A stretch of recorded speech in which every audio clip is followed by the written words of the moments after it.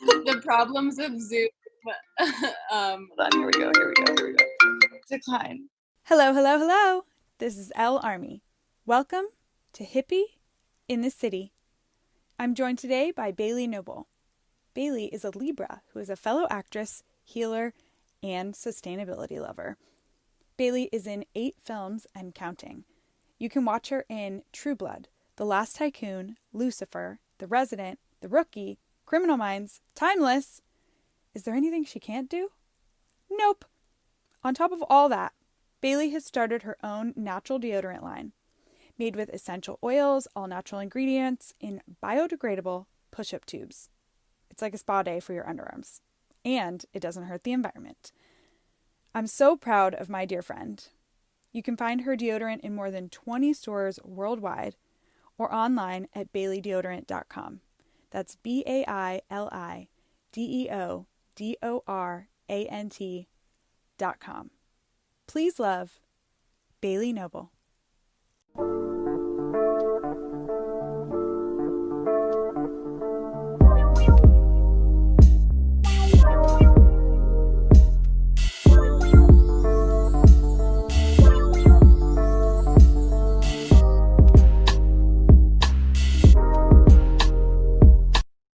Okay, so here on the podcast this week, we have Bailey Noble. She is a good friend of mine.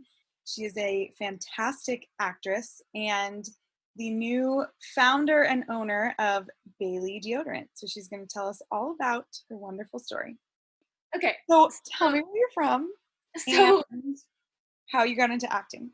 Right. So I grew up in Pennsylvania. Went to college for 1 year, musical theater at DeSales University. And after my freshman year, I had an acting coach who was teaching in New York, but lives in LA. And I called her up and I said, I'm really serious about this. I want to work. And I was thinking, she was going to say, oh, Bailey, come to New York. It's so close to your home. And she said, I want you in LA. And so then my mom and I hopped on a plane, went to LA, met with agents, managers, and got an agent and a manager. We were there for like 2 weeks, got an apartment, and then flew back to Pennsylvania, packed everything up, and moved out within the month. So I was 19 at the time, and my parents just let me go, move to LA. Oh my God, lucky duck. I was seriously begging my parents to do that for most of my life. And they were just like, you're going to have to, we're so supportive, but we can't do that. You have to finish college and you have to figure it out. Yeah. There's definitely benefits. Pros and cons. Yes, absolutely. Yeah.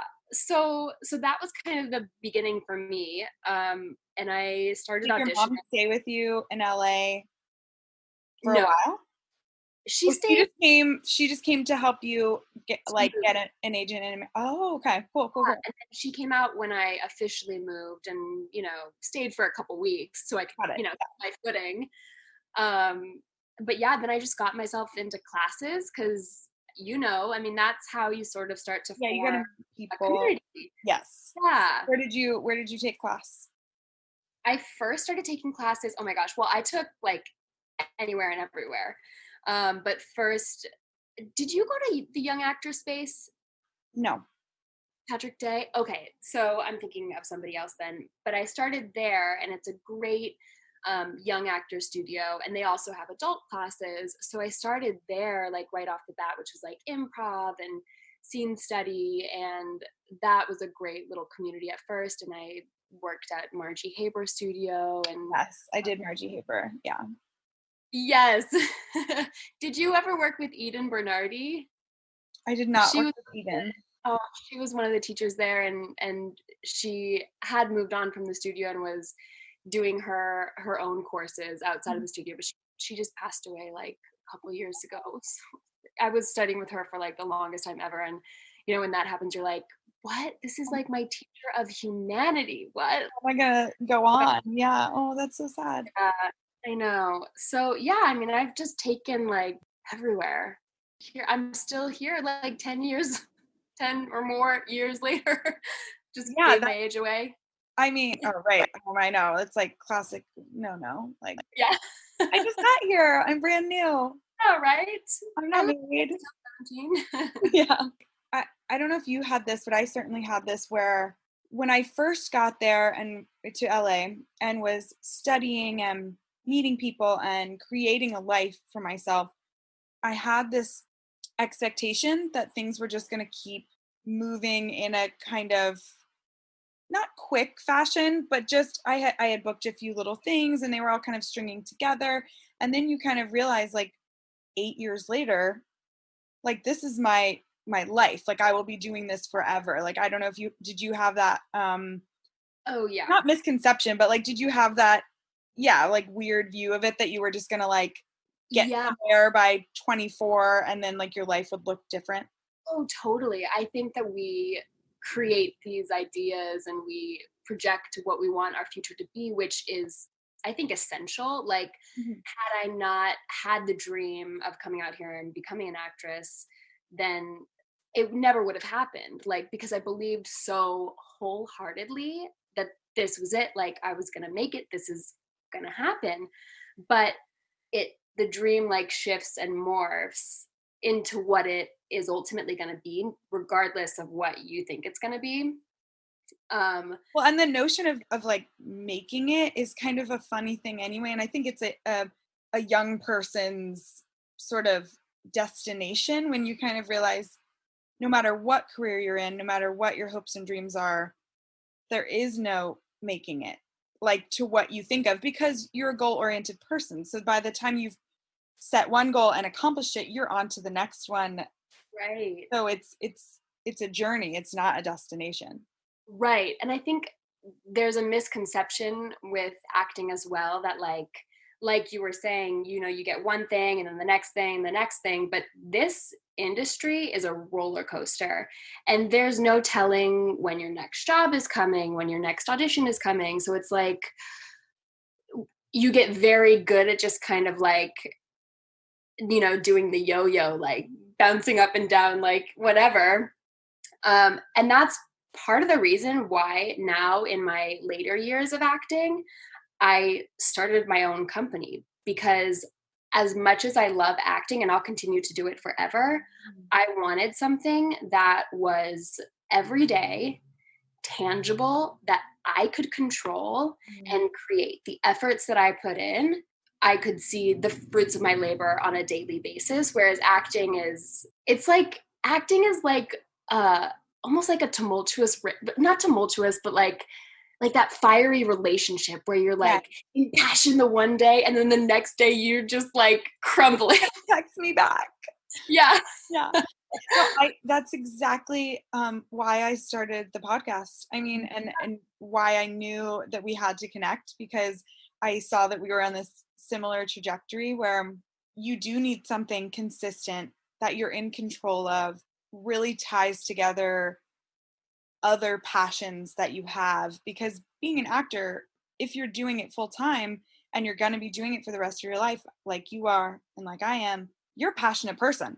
You like have gusto. You're really doing, like you are okay handling that roller coaster and that tumultuous thing.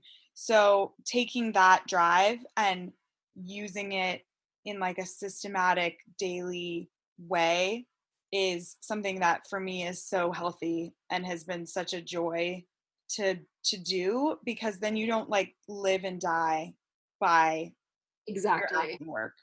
Yeah, exactly. And then when you do get to do it, it brings You're you happy. more joy. Yeah. Yeah. I Totally. love that. Well, and it's like sometimes I think about like, okay, I often ask myself, and I don't know if you do this as well, but what would younger Ellen do? Like she loved acting so much and it was so joyous and so playful. Like I didn't take it so seriously. I wasn't trying to make money on it. You know what? She had schoolwork and she had family and she was trying to figure out boys and all this stuff. So it wasn't like she wasn't living and dying with it. And so that's another reason I'm trying to bring in all of these other things I'm interested in and Yeah, and as actors, I think the most important thing we can do is have as many life experiences as we can. Like, we're Absolutely. like hunters and gatherers of this vast experience we can all have as humans. So why not jump in and learn and do a million things? I mean, it's only going to enrich what we do Yeah. even more. And being able to tap into other people's life experiences. Yeah. Yeah. That's the other thing too. Sometimes I think about it, I'm like, you know what? My passion for acting has given me so much, like you said, life experience, but also spiritual experience, understanding myself, dissecting certain parts of my own personality to connect with the characters. Wow, forget about making it or not making it. Like, look at how much this has already given me. Yeah, totally. And I mean, I think that that's something that everybody can bring into whatever you're doing. Like with my deodorant, I gain wholesalers by just reaching out to shops that I think my deodorant would fit well in. And sometimes I people say, "No, we've got a deodorant already, but thanks." Or some people say like, oh my gosh, yes." And then like that's how you form relationships. You just like Put yourself out there. yourself out there because you have nothing to lose. Have the sort of like ways of life of California just gotten into your soul and into your cells and into your every being? Do you feel more Californian than Pennsylvanian? Yeah, I think I would have to say equal parts both because as much as I love it here in California, I like crave that like Pennsylvania, just like green summers, I thunderstorm, knew you like. were going to say thunderstorms. But yeah, my roots have like I've been here for 10 years, so my roots have really grown deeply here. And I wouldn't be able to do what I love in Pennsylvania. Do you think that California inspired your love of recycled materials and natural deodorant and things like that? How did you come to that product? Okay, so I started making my own natural deodorant last summer and it was working really well. When an idea like taps me on the shoulder, some ideas you have to be like, no, not today. Like, I know I'm not going to do that. But this idea, I was kind of like, oh, I could do this. I could sell these. I could make them. And it was relatively low overhead to start. If it doesn't go anywhere, no harm, no foul. Like it doesn't matter. But it's something I'm passionate about and I want to share with other people. So yeah, I started making them myself. And it started because I would go into like a Whole Foods or wherever and they have a huge natural deodorant selection, but they're all packed in plastic. I was like, I want something that just goes back to the earth, which is why I found these biodegradable push-up tubes. That is honestly, that piece of it is so special. And like when you first posted about it and I was reading about it, I got so jazzed about the packaging because I'm also such a psycho about plastics and like single use water bottles. I like lose it. Yeah, it gives me like hives. I feel very a part of the earth and it makes me sad for her. I know. Nobody's perfect at it. Here's the thing, like we see these bloggers who are so incredibly inspiring with their zero waste lifestyle, but it's almost nearly impossible to be 100% zero waste. But the cool thing is that with all of these different channels now, we can start to become more conscious of the choices that we're making. And now if you're thinking about it when you're at the grocery store, it's like, oh, okay, I'm going to pick the pepper that is not in packaging versus the two peppers that are wrapped in plastic or whatever, start thinking that way. And small changes like that make a big difference over time. Yes. I try to use glass as much as I can, like Tupperwares or containers I take out of the house and stuff. But it's still so difficult when I look at how much trash I still have in my household. Because the other thing is, you can't, this is part of being married now, you can't control other people. You can lead a horse to water, but you can't make him drink. Yes. Well, you are leading people to water with your natural deodorant. A little nudge, just like, hey, there are other options, Were you making them like in your kitchen? Yes, I still am. You are doing it in your kitchen? Yes, I am.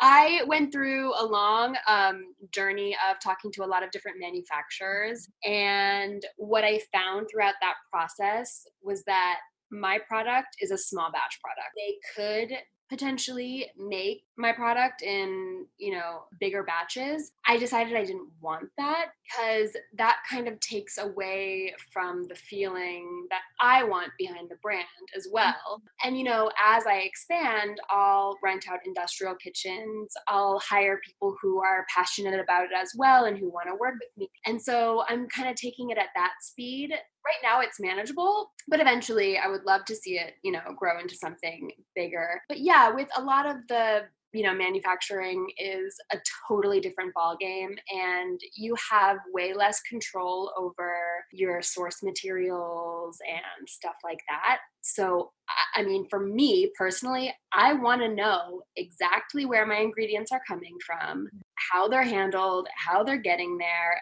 Yeah, and you have, I'm sure that they have like a list of things you can choose from, right? For materials and stuff. And so you just have to choose within there. Well, it's not even that. It's just kind of like they take your formula and say like, okay, we can find these, but then they don't tell you where they're finding them. They don't tell you what the actual cost of the good is.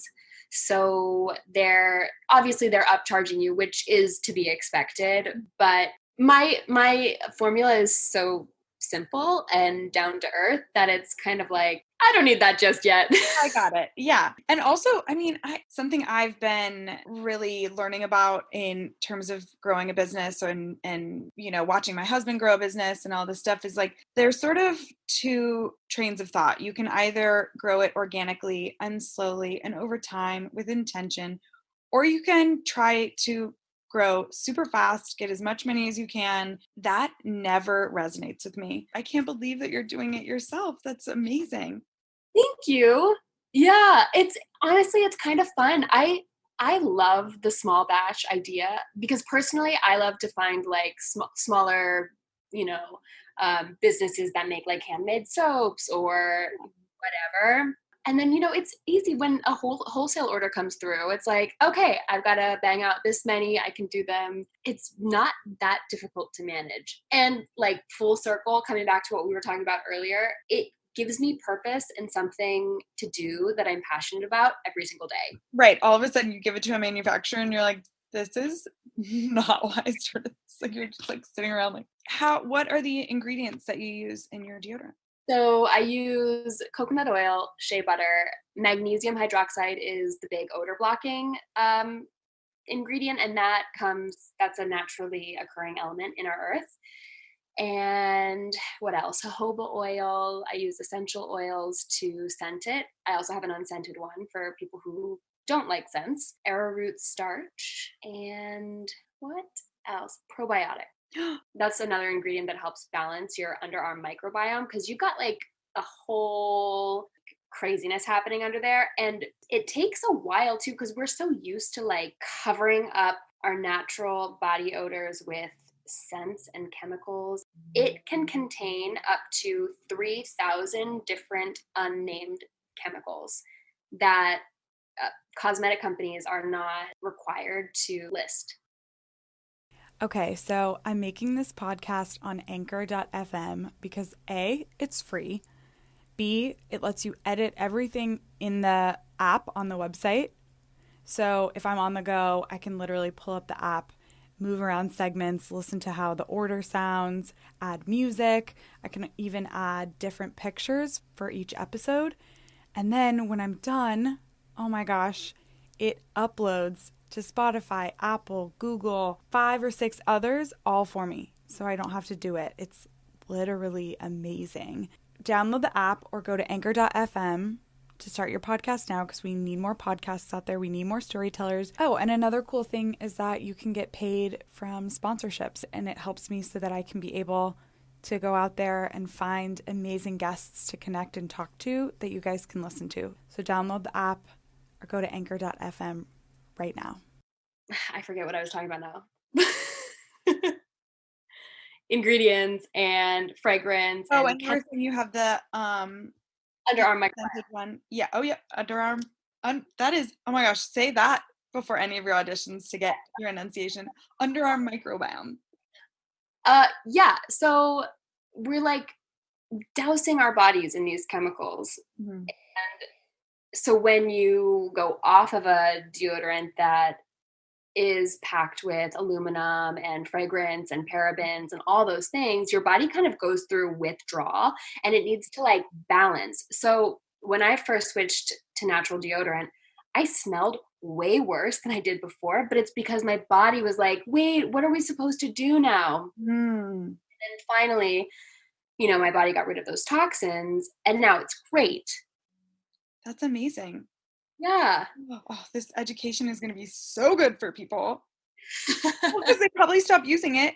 And that's probably a product of the deodorant companies too. Like knowing that you're going to stink if you don't use it for a day or two. So then you're going to want to use it even more. For, a week or 2 weeks to let your body like recalibrate, Yeah. essentially. Well, and there's Yeah. a lot of studies that I was reading too, that the aluminum in deodorant is one of the leading causes in Alzheimer's too. Yeah, there are not, I can't say that there are any like hard scientific studies Hmm. that claim it causes Alzheimer's and cancer and stuff like that, which are kind of the two diseases that are at the forefront of like why companies tell you aluminum deodorant, aluminum based deodorant is bad for you. A lot of people in the medical industry say that even though it's not proven yet, It's it not can. great to clog up your pores with aluminum. Right. I mean, we're putting these chemicals under our armpits, which are close to our heart, close to our breasts as women. I mean, that's something that causes breast cancer. Not if you wear it for like a week, it's not going to do anything, but something over your entire lifetime, that's a buildup of really bad chemicals in a very sensitive area. Yeah. And you need to sweat. Like I am even a person who like, I will admit I don't love to sweat, but you still need to. I mean, I don't even TMI for everyone that's listening. I don't even wear deodorant. Are you just one of those freaks who like doesn't smell? Yeah, or like if I do smell, like I kind of like it. Oh my Like gosh. I don't hate my natural scent. That's amazing. But that's the thing. People don't know what their natural scent is. Sometimes you eat an enchilada and like you're a little stinky, but like that's everybody. Right. Funny little story is so Scott was like, "Do you not wear deodorant?" And I was like, "Oh, why do you know that?" And he was like, "Every time you come visit, like when you get off the plane, like you're a little stinky." And I was like, "Okay, well, yeah, I don't wear deodorant. Like, do you hate it?" And he was like, "No, I don't hate it." And I was like, "Good, because I don't know, I kind of like it." That's me. And I'm going to do me. Now, if I am going to anywhere where I think I'm going to be nervous, 1,000% I use natural deodorant, and I usually use Tom's. And I almost feel like it's like chapstick for your armpit, right? Yeah. Like I don't know if that will make sense to people, but it's like it like moisturizes it and makes it smell a little good. But like my natural scent is still there. Right. It doesn't clog your pores and make the odor stop. It's a deodorant. So it's meant to kind of cover up and help Right. your natural smell, if that makes sense. Yeah. I have one stick that I have probably had for Shanti years. Because I just don't wear it that often. And I refuse to throw it out until it's fully used because I'm so obsessed about the plastic. And so when I read about your packaging and about your own passion for plastic, I was like, I'm so excited. Yes. And back to what you said about it being like a chapstick, that's the really, really cool thing about natural deodorants is that because of their ingredients like shea butter and coconut oil, it's super, super like healing. And that's why I left baking soda out of my formula because baking soda can be very irritating to a lot of people as it was for me. And I had a girlfriend who started using my deodorant because she was having such bad breakouts, like totally red underarms. Oh my Like, gosh, I used to have the too super bad razor burn. yeah. So natural deodorant, she was like, Bailey, your deodorant healed my armpits. And it was like the greatest thing anybody could have ever said to me. Oh my God, you're an armpit healer. Gotta love the whole body. Have to love Actress, armpit healer. exactly. Actress slash armpit healer. Yogi as well. You are a healer all around. You heal with your acting, you heal with your yoga, you heal. Deodorant. Thank you. It's true. Okay, where did you find your magical packaging? My magical packaging. Well, first I found just on Etsy, and then I found a bigger source. Right now I'm getting my packaging from China. That's just because in the US they don't have a lot of companies that make this kind of packaging. So I'm currently looking for a source inside the US, especially with everything that's going on right now. You guys can't see this, but I've got literally an entire wall in my bedroom of boxes that carry the tubes. So we're going to get through those first and then find another source. Yeah, I was going to say, I bet your house is just like a full-on packaging center. A little bit. So you were talking about wholesalers. Yeah. So that is really interesting. Where are you located? Can people find you in retail, or how is the wholesaling work? Yeah. So at first I launched it as something that I thought, I'll just do direct to consumer. People will buy off of my website. And then I had a shop in Sacramento reach out asking me about wholesale prices. And at first I was kind of like, my boyfriend is like super like techie and e-commercey. So like, I feel so lucky that I have a direct source who knows like how to do all of this. So I was like, Jack, wholesale, what do I do? So I figured it out and came up with, a wholesale cost that was right for the customer and right for my company. And then from there, that kind of opened up another channel for me. I was like, oh, so I can reach out to shops that my product aligns with and make partnerships. So I just started reaching. Instagram is an amazing tool when you use it for good. Oh my gosh, it is now. I've fallen in love with Instagram because it's such a good tool, like you said, to reach out to people. Right. Yeah. And that's exactly what I did. I would find, zero waste shops or sustainability based shops. And I would just reach out to them and say, like I said earlier in the podcast, like, hey, it looks like my product might be right at home in your space. Are you currently looking for a deodorant to stock? And then it would go from there. And and then people started reaching out to me in return, people that would find my Instagram and be curious about wholesale costs. So that's kind of how I got some more wholesalers. And I'm actually chatting with one today who might be interested in bringing it into their shop. But I'm in about 20 shops across the country now, even in Nova Scotia. This really cool market in Nova Scotia reached out and was like, hey, I want to stock your products. And I was like, great. Oh my God, Bailey, that's amazing. Thank you. And you're still making it from your kitchen. You're crazy. I love it. I'm going to be so proud when you're on, what is this, How They Built This podcast? Yes. Yeah, that would be amazing.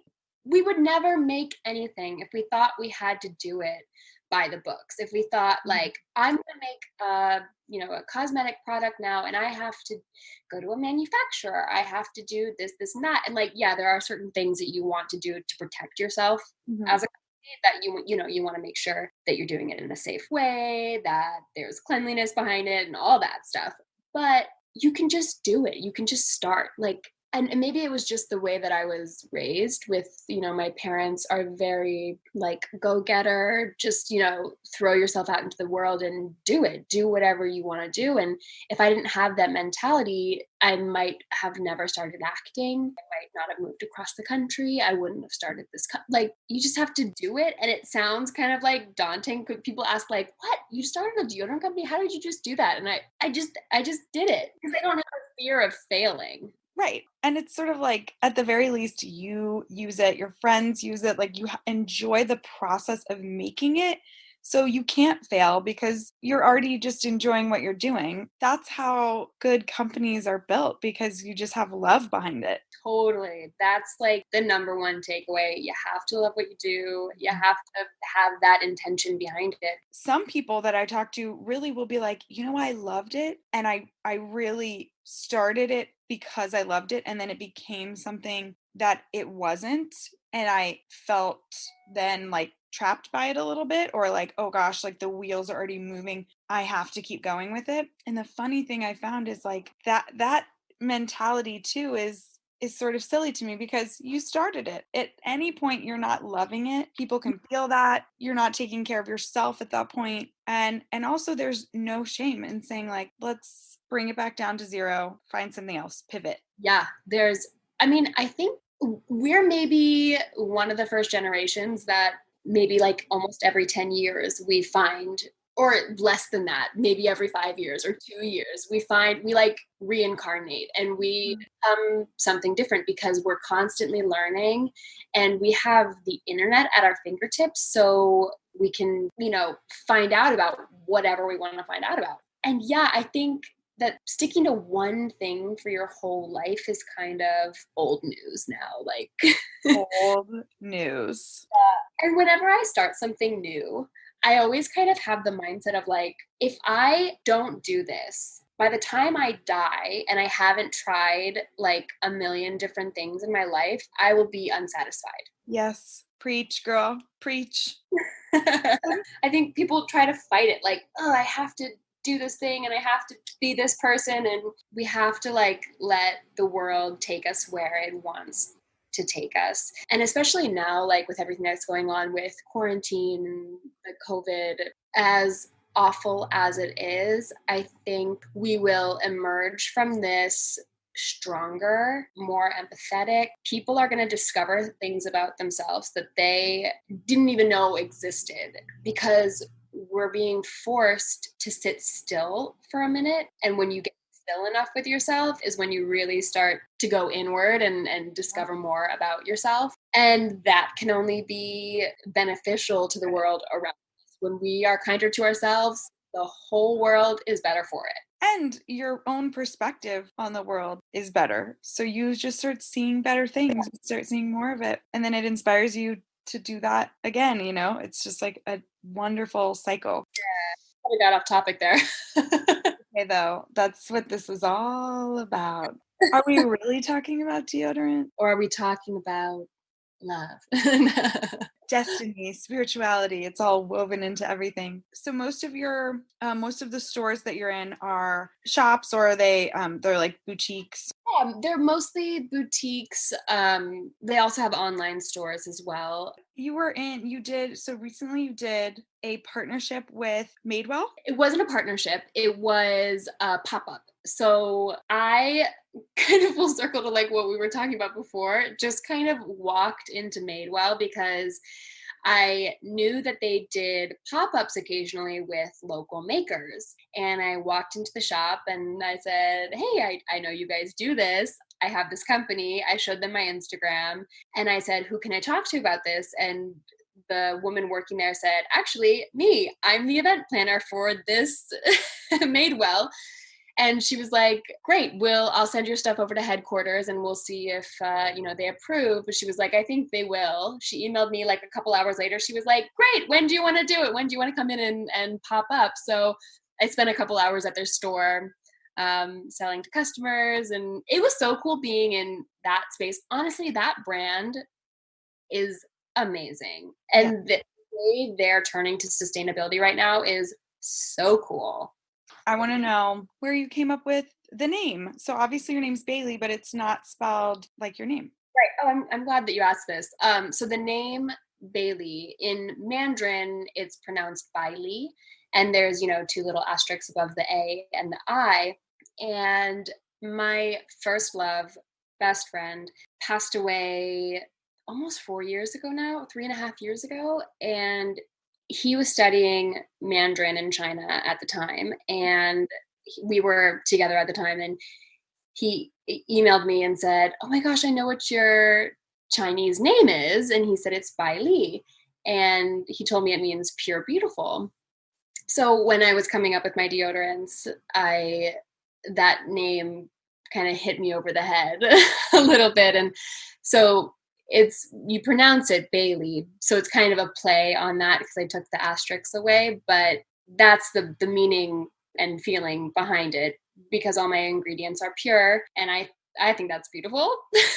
So that's where it comes from. Oh, I knew there was a wonderful, beautiful story behind it because you don't do anything by happenstance. One of my favorite qualities about you, everything you do is very authentic, it's very genuine, and you dive head first. Oh, thank you, Ellen. You too. And so what's the Instagram? What's the website? Yeah, so the deodorant Instagram is Bailey Deodorant. It's Baili deodorant. And same as the website, baileydeodorant.com. And if you want to follow my personal Instagram, it's just Bailey Noble 11. Yeah. Amazing. And if you want to watch Bailey, you can find her. If you love our podcast as much as we love you, please subscribe. Spotify, you can hit the follow button, and on Apple Podcasts, you can click the 3 dots on the right and click subscribe. Because numbers matter, people. We live in the Matrix. Also, if you'd like to support us so we can aim to run ad-free episodes, go to anchor.fm/L-army/support. That's anchor.fm/ELLE-ARMY/SUPPORT. Peace and love.